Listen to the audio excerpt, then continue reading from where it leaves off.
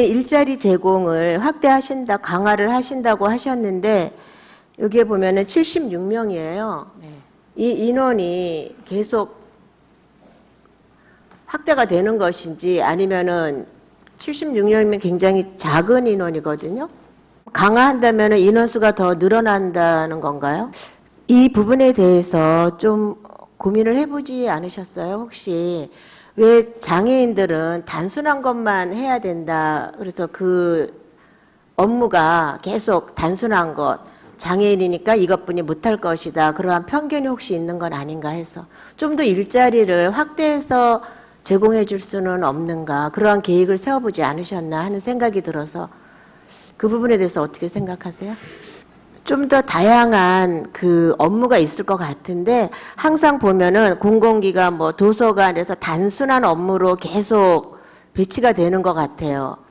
그래서 저는 여기에도 일자리 제공 이런 것을 항상 강화시키고 넓혀간다고 얘기는 항상 하는데 알고 보면은 단순한 거 항상 그러니까 이 장애인들이 거기에서 만족을 못 느끼고 내가 하는 업무에 대해서 자긍심을 못 갖는 것 같아요. 그래서 그러면은 또 비장애인이 볼 때는 아 장애인이기 때문에 이렇게 단순 업무도 이것뿐이 못한다 이렇게 또 혹시 그렇게 생각하는 것이 구조화될까 봐. 그래서 저는 일자리 강화를 장애인에 대한 일자리를 제공을 계속 강화한다. 또 여기에 보면은 뭐 활동 지원을 강화한다. 계속 이러한 복지 서비스를 확대한다고 하는데 돼요. 그래서 저는 좀 구체적인 계획을 세워서 장애인들에게도 이들도 분명히 할 수 있는 역할이 많은데 항상 단순한 업무 그것으로 계속 배치를 해주는 거예요. 그래서 이러한 부분들이 좀 더 다양하게 이루어져야 되지 않을까 하는 생각이 들어요. 저상버스가 저도 체험을 해보니까 물론 뭐 시설에 대한 그러니까 차 시설에 대한 문제도 있긴 있는데 기존에 있는 것도 사실은 활용을 잘 못한다는 느낌을 굉장히 많이 받았거든요.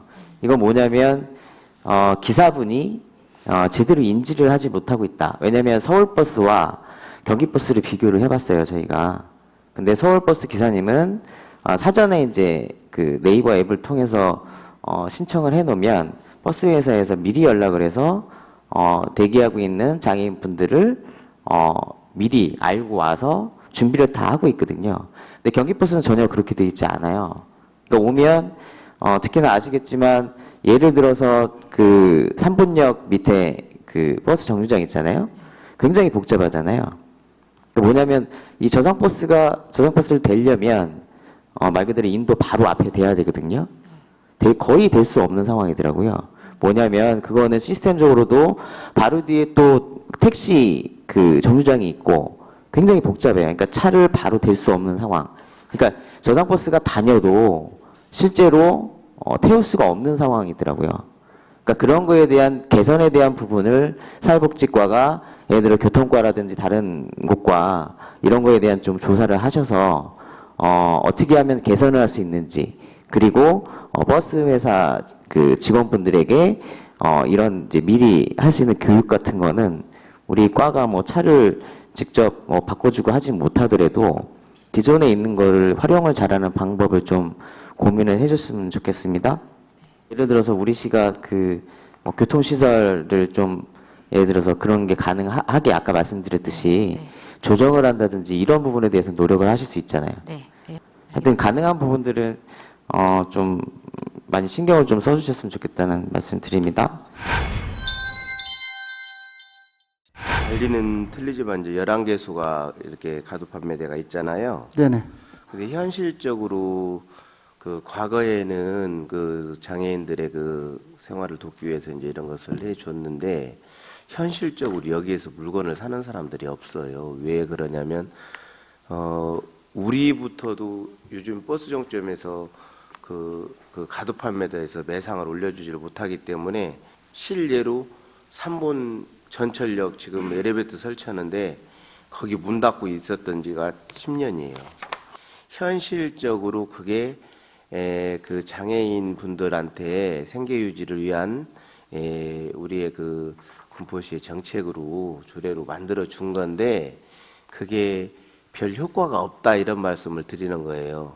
왜냐면 장사가 안 되니까 한 사람이 자기가 나와서 아침부터 저녁까지 예? 옛날에는 뭐 토큰도 팔고 담배도 팔고 음료수 팔고 많이 하다가 껌도 팔고 했는데 현실적으로 사는 사람이 없어요. 그러다 보니까 자기의 기본 인건비가 안 나오는 거예요. 그분들한테 설문조사를 해서 여기가 실질적으로 매출이 안 올려지면 당신이 원하는 자리가 있느냐도 한번 조사를 해볼 필요성이 있고 그 자리만 만년 있지 말고 시대에 따라서 그 현재 하시는 분들한테 11개소한테 한번 그 설문조사를 해볼 필요성이 있다. 그런 부분은 이제 제가 제안을 드리면 11개 소개밖에 안 되기 때문에 부서는 틀리지만 예, 그분들을 한번 이렇게 뭐 의외로 아니 과는 틀리지만 소회실 같은 데 불러서 간담회도 해보고 사는 애로사항도 좀 느껴보고 그분들이 실질적으로 도움이 되는지 안 되는지 이런 거를 좀 조사를 해야죠. 이 법만 바꿔놓으면 뭐예요? 그분들이 현실적으로 와닿지 않는데.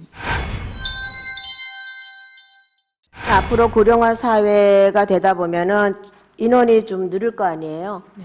그 저소득 독거노인 식사 배달 사업 확대가 분명히 이제 앞으로 더 늘어날 것을 예측을 하는데 고령화된 장애인 그 식생활이 안 되는 또 중증 장애인들의 대상으로 하는 동일 사업이 현재 진행되고 있는 사업이 있어요, 혹시?